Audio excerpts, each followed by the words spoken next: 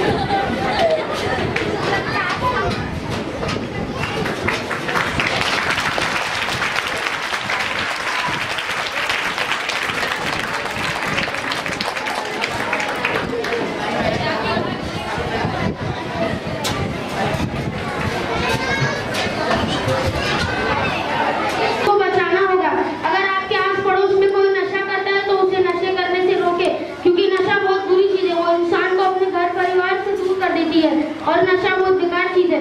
आप सब मेरे साथ यह है लीजिए, ना नशा करेंगे और ना करने देंगे। लीजिए आप सब मेरे साथ यह है, ना नशा करेंगे, ना नशा करेंगे और ना करने देंगे, ना नशा करेंगे, ना नशा करेंगे और ना करने देंगे, और ना करने देंगे।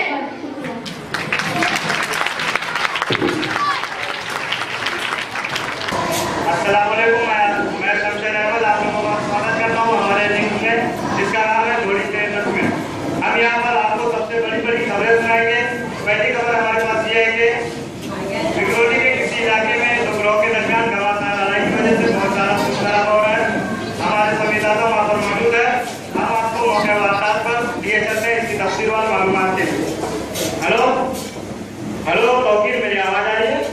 जी हाँ, मुझे आपकी आवाज़ भी आ रही है और आप मुझे दिखाई भी दे रहे हैं। जी, आप मौके वारदात पर मौजूद हैं, तो बताइए वहाँ पर क्या हो रहा है? जी, मैं मौका वारदात ग्रुप नंबर 2 विक्रोली ईस्ट में मौजूद हूँ। यहाँ पर लगातार पिछले 3 दिनों से चल रहे हैं दंगे फसाद।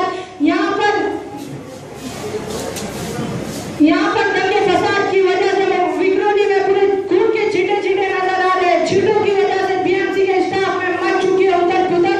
उस उथल पुथल की वजह से बीएमसी के स्टाफ में भेज चुके हैं विक्रोली में स्पेशल स्क्वाड वालों ने विक्रोली में पूरा कर्फ्यू लगा दिया और कर्फ्यू लगा के दवाओं का छिड़काव शुरू कर दिया है। ये दवाओं के छिड़काव की वजह से कुछ मच्छर मर चुके हैं और कुछ मच्छर अभी भी बाकी है। जिसकी वजह से विक्रोली के लोगों में डर अभी भी बैठा हुआ है। मैं कैमरामैन अनवर से गुजारिश करता हूँ कि ये फुदकते हुए मच्छर की तरफ कैमरा करे, जो यहाँ पर लगातार 3 दिनों से फुदक रहा है।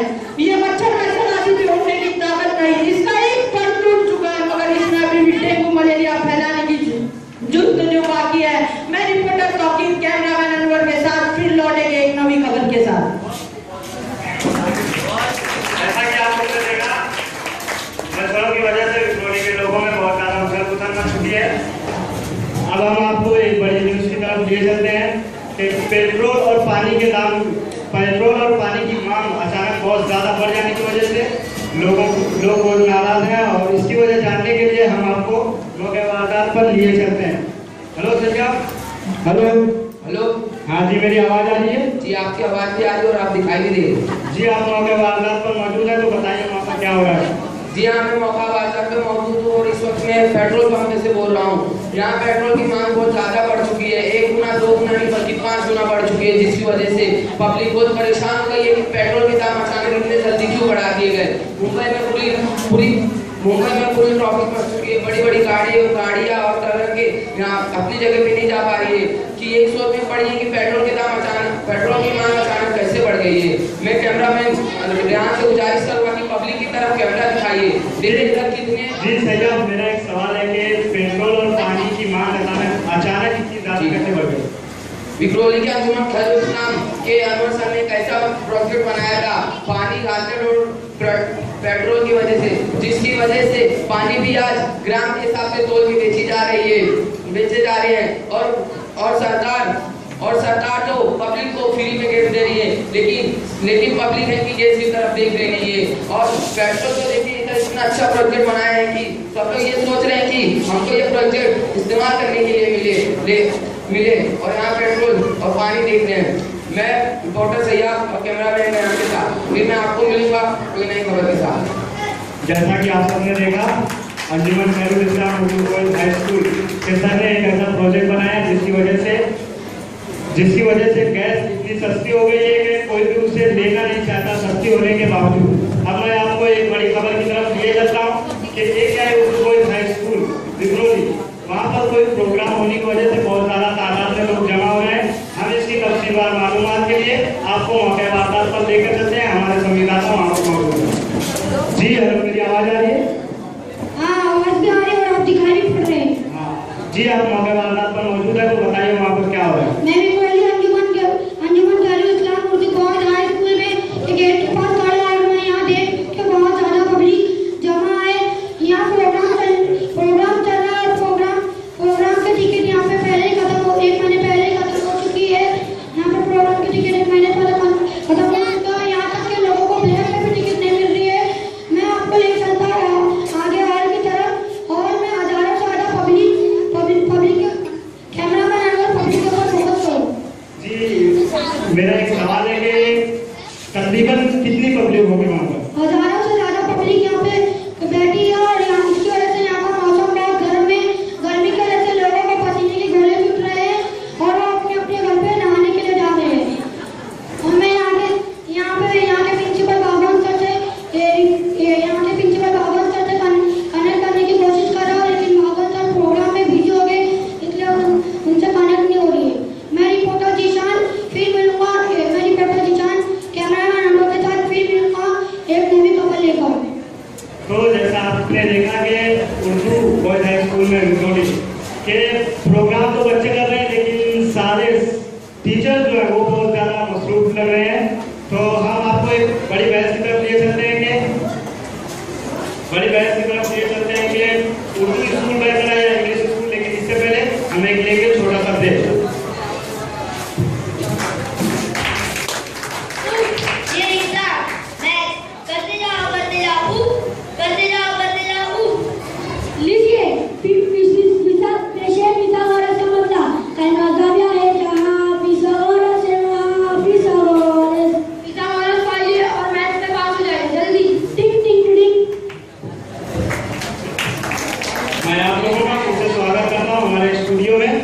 जैसा कि आप सब जानते हैं, हम एक बड़ी बहस की तरफ जा रहे थे, तो हमारे साथ यहाँ इंग्लिश मीडियम के प्रिंसिपल जॉन थॉमस और उर्दू मीडियम के प्रिंसिपल तौकीर खान मौजूद है। तो पहला सवाल मेरा आप दोनों से है कि बच्चों को किस मीडियम में यानी किस जबान में तालीम हासिल करनी चाहिए? बच्चों को इंग्लिश मीडियम में पढ़ाना चाहिए, क्योंकि आगे चलकर पूरी दुनिया में इंग्लिश ही पढ़ाई जा रही है। जी नहीं, ऐसी बात नहीं है। हमें हमारे बच्चों को उर्दू मीडियम में पढ़ाना चाहिए, क्योंकि हमारे बच्चों की मादरी जबान उर्दू होती है और हम जब सबक उन्हें पढ़ाते हैं तो उन्हें अच्छे से सबक समझ में आते हैं, और जब इंग्लिश मीडियम में पढ़ाया जाता है तो उन्हें हर सबक रट्टा मार कर याद करना पड़ता है। जी, आपके कहने का मतलब है कि इंग्लिश मीडियम में पढ़े हुए बच्चे तरक्की कर सकते हैं? जी हाँ, इंग्लिश मीडियम में पढ़े हुए बच्चे तरक्की कर सकते हैं, क्योंकि आगे चलकर मैथ्स और साइंस इंग्लिश में है और इसको उर्दू मीडियम के बच्चे कवर नहीं कर सकते, इसलिए इंग्लिश मीडियम बेहतर है उर्दू मीडियम से। जी डॉक्टर साहब, आप इसमें क्या जी नहीं, ये बात आपकी बिल्कुल गलत है। उर्दू मीडियम की ब्रांचेस में 5वीं से लेकर 8वीं तक मैथ्स और साइंस इंग्लिश में कर दिया गया है, इसीलिए हमारे भी बच्चे आजकल आगे चलकर तरक्की कर रहे हैं। जी हाँ, उर्दू मीडियम में जो बच्चे 9th 10th में 100% में से लेकर 50% 60% जो बच्चे पास होते हैं, आगे चलकर कॉम्पिटिटिव एग्जाम है, एसपी एग्जाम में 5% में से लेकर 8% बच्चे ही पास होते हैं। इसके मुकाबले इंग्लिश मीडियम में 100% में से लेकर 90% 80% बच्चे पास होते हैं। हमारे मुल्क के कुछ रहनुमाओं ने तरक्की की है क्या? उन्होंने उर्दू मीडियम से नहीं पढ़ा, उन्होंने भी उर्दू मीडियम से पढ़ा और बहुत आगे चलकर तरक्की की। जी, मेरा एक और सवाल है इखलाक के ऊपर कि इंग्लिश मीडियम के बड़े बच्चे पार्टी बनाते समय या बर्थडे पार्टी बनाते समय या कुछ भी करते समय वो बियर पीते हुए, सिगरेट पीते हुए नजर आए, इसमें आप क्या कहेंगे? ये तो आजकल का फैशन है, मॉडल। सिगरेट और बियर पीने में क्या बुराई है? नहीं जी, आपको ये क्या बुरा नहीं लगता बच्चे सिगरेट पिए, बियर पिए? हमारी स्कूलों में बच्चों को इन सब चीजों से दूर रखा जाता है और सुबह में उनकी तालीम की शुरुआत तरह तरह के दुआओं से की जाती है, सुबह से की जाती है, कुरान पाक की तिलावत से की जाती है, और हमारी स्कूल में दुनियाई तालीम के साथ दीनी तालीम भी दी जाती है। अब आप दीन को अलग रखिए और दुनिया को अलग रखिए, आप दीन और दुनिया को भी मिला रहे हैं। आपसे किसने कहा दीन और दुनिया अलग है? जी, मेरा एक और सवाल है आपसे कि उर्दू मीडियम अगर बंद हो जाए तो क्या होगा? कुछ नहीं होगा, कुछ नहीं होगा।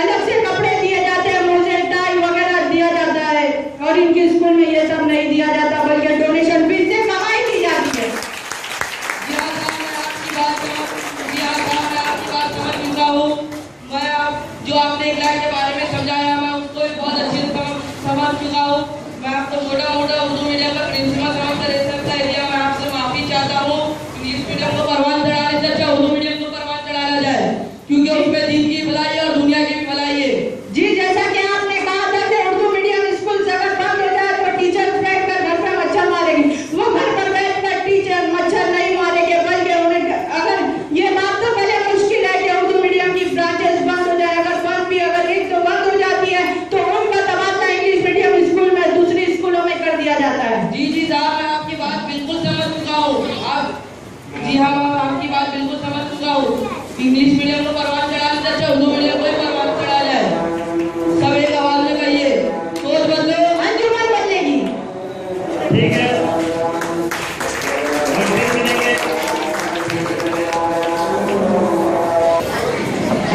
ये लास्ट परफॉर्मेंस है। ये अखलाकियात पे ड्रामा है जो पेश किया जा रहा है।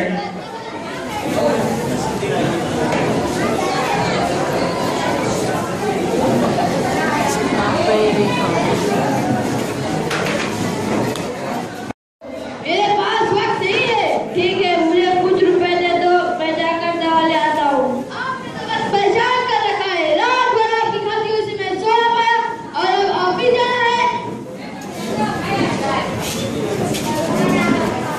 अस्सलाम वालेकुम जमीर भाई। वालेकुम अस्सलाम व रहमतुल्लाहि व बरकातहू।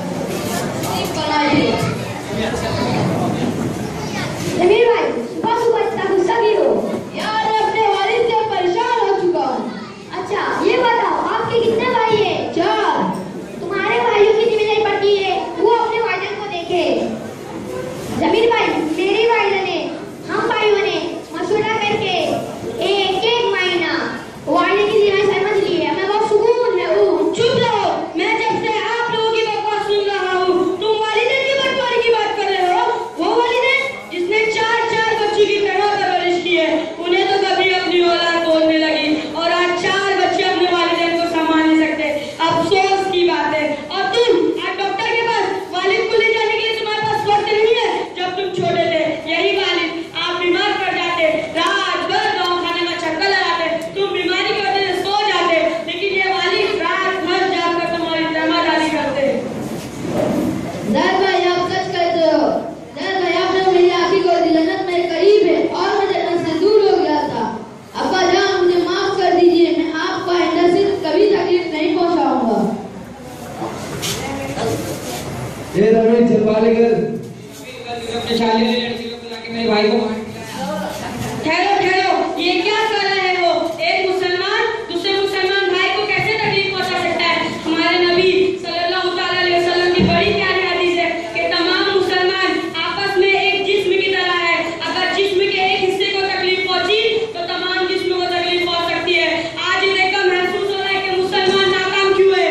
जो कौम दुनिया के रहनुमा और रहबरी किए आए थे, आज वही बुराई दलदल में फंसी हुई है। काश हम अपने नबी के पैगाम को समझ सकते। आज एक भाई तुम सच कहते हो। बेशक इस्लाम तलवार की जोर पर नहीं, हमारे नबी सल्लल्लाहु अलैहि वसल्लम हजरत मोहम्मद सल्लल्लाहु अलैहि वसल्लम की इखलाक की वजह से पैदा हुआ।